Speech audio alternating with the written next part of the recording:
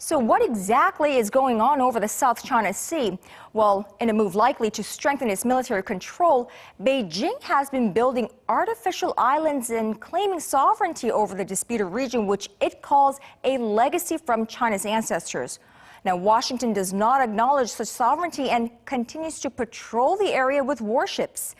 As our Song Ji-sun reports, it doesn't seem like this chain of reactions will end anytime soon. Although China and the U.S. are not members, these invited guests created a bigger buzz at this year's Asean Defense Ministers Meeting Plus Summit.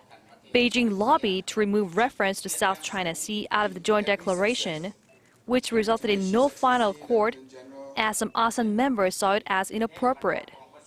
China sticks to its longtime argument that the South China Sea islands and adjacent waters have been China's territory ever since ancient times, and a legacy from their ancestors.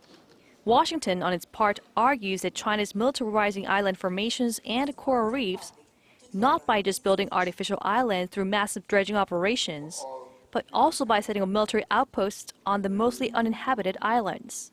Last Tuesday, the US's doesn, a guided missile destroyer, passed through a 12 nautical mile limit around Subi Reef in the Spratly Archipelago, one of the 7 that China has artificially reinforced to support its sovereignty claims. The U.S. Navy plans even more patrols, pledging it will conduct similar operations in the future. U.S. Defense Minister Ashton Carter is also set to board a U.S. carrier to patrol the South China Sea after the defense ministers' meeting in Kuala Lumpur on Thursday.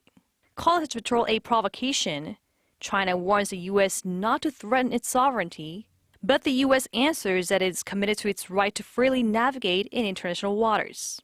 Song Ji-sun, Arirang News.